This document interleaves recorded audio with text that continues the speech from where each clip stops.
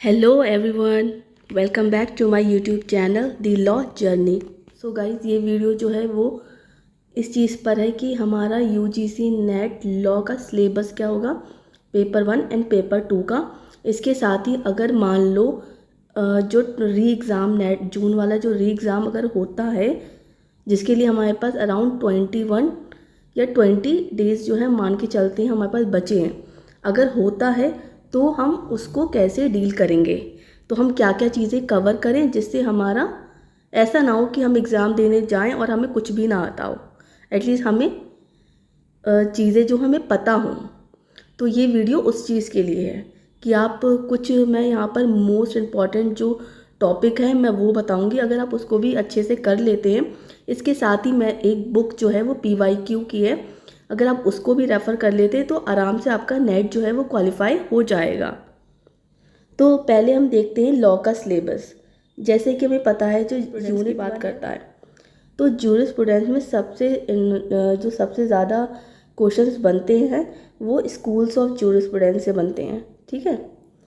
और law and morality में क्या होता है ना, जो तीसरे नंबर का जो टॉपिक है लॉ एंड मोरालिटी में, हार्ट और फुलर की ने क्या कहा, उनकी जो उन्होंने क्या लॉ के बारे में, मोरालिटी के बारे में क्या बात कही, उससे बनता है।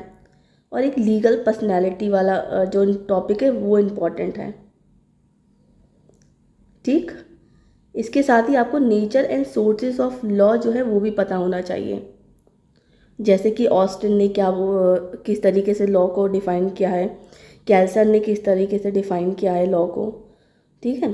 तो शुरू ये इसके हो गए। लेकिन अगर हम नीचे का हम ये 7, 8, 9, 10 इसको अगर हम अभी छोड़ देते हैं तो भी इससे ज़्यादा कोई क्वेश्चन बनते नहीं हैं, आप छोड़ सकते हैं। वैसे तो जूरिस्प्रूडेंस जो है वो अपने आप में ही मोस्ट इम्पॉर्टेंट टॉपिक है, लेकिन अभी अगर हम 20 डेज़ के हिसाब से देखें तो आप इसके नीचे वाले जो ये पॉइंट्स हैं ना, उनको आप छोड़ सकते हैं, जैसे concept of liability, law, poverty and development को, global justice, modernism and post modernism को। इसके साथ ही अब हम दूसरा यूनिट अगर देखें जो हमारा कॉन्स्टिट्यूशनल एंड एडमिनिस्ट्रेटिव लॉ की बात करता है, तो इसमें प्रियम्बल से क्वेश्चन बनते हैं, फंडामेंटल राइट्स ड्यूटीज़ से, DPSP से क्वेश्चन बनते हैं, है ना। फंडामेंटल ड्यूटीज़ और DPSP का मोस्ट इम्पॉर्टेंट वाला क्वेश्चन बनता है जो इन्वायरमेंट से रिलेटेड कौन सा आर्टिकल है, ठीक है, पर्यावरण से रिलेटेड कौन सा आर्टिकल है वो क्वेश्चन बनता है। और प्रियम्बल से रिलेटेड क्वेश्चन इस तरीके से बनते हैं कि किसमें प्रियम्बल अमेंड हुआ या नहीं हुआ, प्रियम्बल जो है वो कॉन्स्टिट्यूशन का पार्ट है या नहीं है, कौन से केस लॉज में कहा था। तो इन केस लॉज को आप क्रोनोलॉजिकल ऑर्डर में जो है वो बताइए। इसके साथ ही जुडिशरी बहुत इम्पॉर्टेंट है, एमरजेंसी वाला जो टॉपिक है वो भी इम्पॉर्टेंट है। इसके साथ ही ये 6 पॉइंट जो है ना, temporary, transitional and special provision respect of certain state, ये बहुत इम्पॉर्टेंट टॉपिक है। इलेक्शन ऑफ कमीशन भी इम्पॉर्टेंट है। इसके साथ आप जो हैं इनमें जो nature, scope and importance of administrative law और principle of natural justice, judicial review जो है आप इसको देख सकते हैं। अभी बाकी को हम जो बाकी रह गए हैं उनको आप छोड़ सकते हैं, उनको बस ऊपर ऊपर से देख लीजिएगा, मतलब 20 डेज़ के हिसाब से। तो इतना आप करेंगे तो सफिशेंट होगा। देखिए, कॉन्स्टिट्यूशन तो हम अपने LLB, LLM हम इतने साल से पढ़ते ही आ रहे हैं। तो बेसिक क्या है कि हमें बस इसका समझ लीजिए तरीके से रिवीजन ही करना है, तो ये हम अच्छे से तैयार कर सकते हैं कॉन्स्टिट्यूशन को। सो अब हम बात करते हैं इंटरनेशनल लॉ की, ठीक है। इंटरनेशनल लॉ अपने आप में बहुत इम्पॉर्टेंट पोर्शन है और इससे बहुत सारे क्वेश्चंस जो हैं वो बनते हैं एग्ज़ाम्स में। सोर्सेज ऑफ इंटरनेशनल लॉ से क्वेश्चन जो है काफ़ी बनता है, और रिकॉग्निशन ऑफ स्टेट और गवर्नमेंट, इससे क्वेश्चंस बनते हैं। 3 हो गया। उसके फिर नेशनैलिटी से रिलेटेड क्वेश्चन बनता है, एक एक्स्ट्राडिशन, असाइलम से रिलेटेड बनता है, और United nation and it's organ से रिलेटेड भी क्वेश्चन बनता है। और रही ये हो गया ना वर्ल्ड ट्रेड ऑर्गेनाइजेशन, इससे मोस्टली यही बनते हैं क्वेश्चन कि कब आया था, किस सन में आया था, इसकी जो हेड क्वार्टर है वो कहाँ है, इस तरीके से। फिर यहाँ पे इसमें बहुत सारी ट्रीटीज़ वगैरह दे रखी हैं, उनसे रिलेटेड भी क्वेश्चन बनते हैं। बाकी फ़िलहाल आप अभी इतने को कवर कर लेंगे तो सफिशेंट होगा। अब वहीं बात करते हैं हमारा यूनिट 4 जो लॉ ऑफ क्राइम्स की बात करता है। ठीक है, तो ये लॉ ऑफ क्राइम से रिलेटेड जैसे ये सारे, वैसे तो पूरा ही ये जो है वो इम्पॉर्टेंट है, लेकिन ये जनरल एक्सेप्शन वाला जो वो है ना, ये काफ़ी इम्पॉर्टेंट है। ये 1, 2, 3 और अगेंस्ट ह्यूमन बॉडी से रिलेटेड जो है वो भी इम्पॉर्टेंट है। वुमेन एंड चिल्ड्रन से रिलेटेड, और बात करते हैं यहाँ पर पब्लिक ट्रैंक्विलिटी से रिलेटेड, और theories and kinds of punishment जो है ये भी इम्पॉर्टेंट है। तो इनसे क्वेश्चंस जो है वो देखे गए हैं कि हर PYQ में अगर आप देखेंगे तो आपको एक ना एक क्वेश्चन जो है हर ईयर आपको मिल जाएगा। सो अब हम बात करते हैं यूनिट 5 की, law of tort and consumer protection. So unit 5 भी अपने आप में बहुत इम्पॉर्टेंट है, क्योंकि टॉर्ट से मोस्टली ना केस लॉज बहुत पूछते हैं। केस लॉज जो है आप इनको इनके ईयर बताइए, इनको क्रोनोलॉजिकल ऑर्डर में बताइए, तो केस लॉज जो है वो बहुत पूछे जाते हैं। जैसे कि नेग्लिजेंस रिलेटेड जो केस लॉ होगा, न्यूसेंस, ट्रेसपास, डिफेमेशन से रिलेटेड, रिमोटनेस ऑफ डैमेजेस हो गया, है ना। अगर आपने ये अभी जून का जो एग्ज़ाम हुआ था ना, तो वहाँ पर कंज्यूमर प्रोटेक्शन से रिलेटेड भी क्वेश्चन जो है वो आया था। मोटर व्हीकल से रिलेटेड भी क्वेश्चन जो है वो आया था कि अगर एक्सीडेंट हो जाता है किसी पर्सन का, तो जो कंपनसेशन दिया जाएगा मोटर व्हीकल एक्ट में, तो वो किस तरीके से होगा। फिर उन्होंने ऑप्शन यहाँ पर पब्लिक ट्रैंक्विलिटी से रिलेटेड, और theories and kinds of punishment जो है ये भी इम्पॉर्टेंट है। तो इनसे क्वेश्चंस जो है वो देखे गए हैं कि हर PYQ में अगर आप देखेंगे तो आपको एक ना एक क्वेश्चन जो है हर ईयर आपको मिल जाएगा। सो अब हम बात करते हैं यूनिट 5 की, law of tort and consumer protection.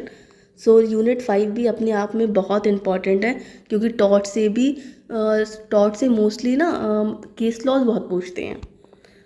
Case laws जो है आप इनके ईयर बताइए, इनको क्रोनोलॉजिकल ऑर्डर में बताइए, तो केस लॉज जो है वो बहुत पूछे जाते हैं।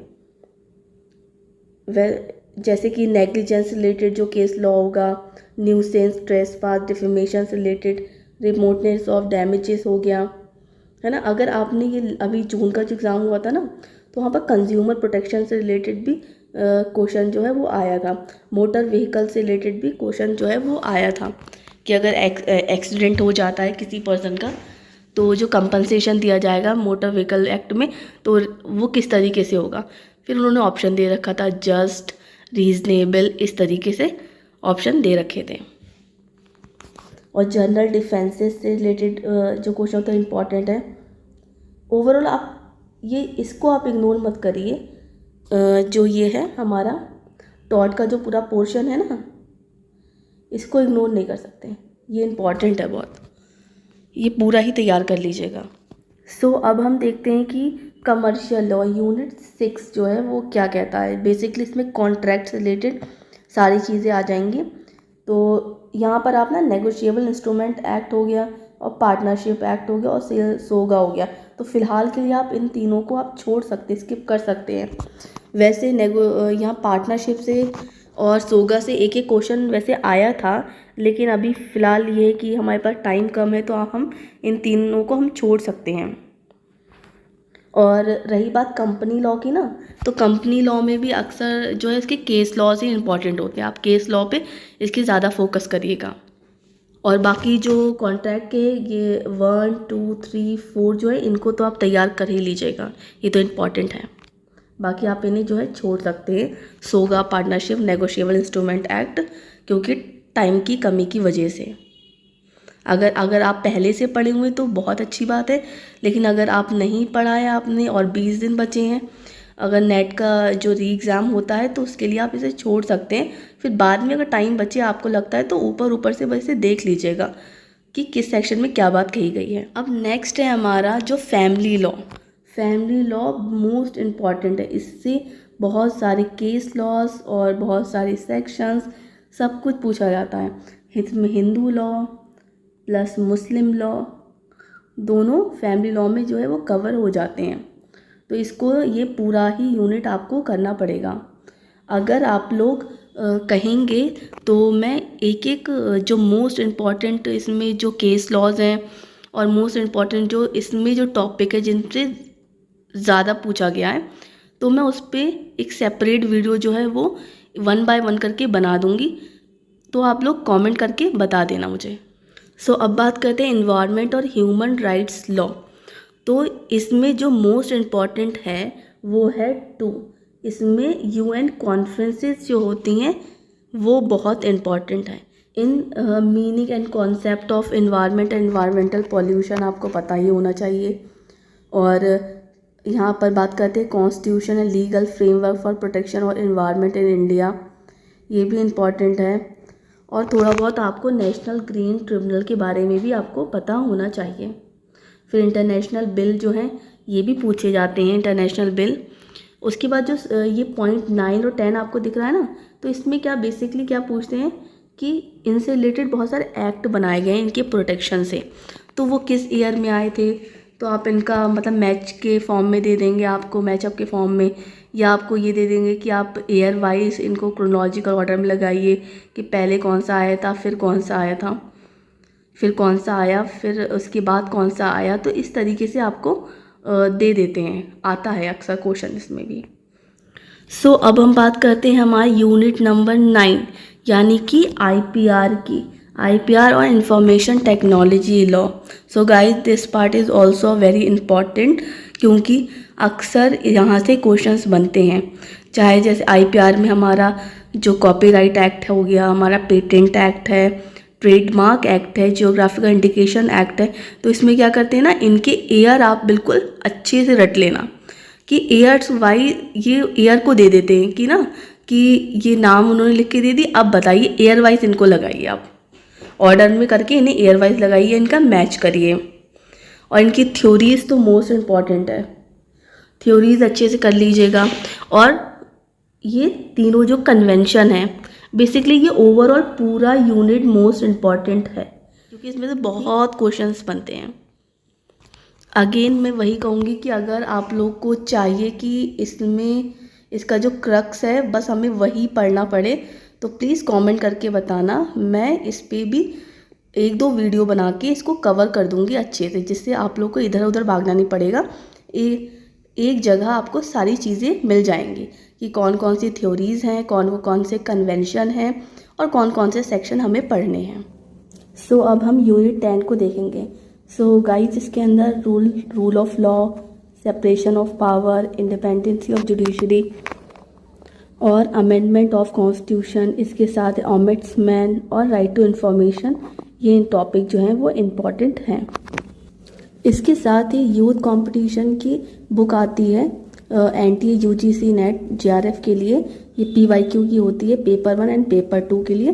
तो आप इन दोनों बुक्स को जो है वो अपने तैयारी में शामिल कर सकते हैं और इनसे PYQ जो है लगा सकते हैं। ये हिंदी और इंग्लिश दोनों में होती है। इसके साथ ही पेपर 1 के लिए आप कुमार भरत सर को भी फॉलो कर सकते हैं, ये बहुत अच्छा पढ़ाते हैं।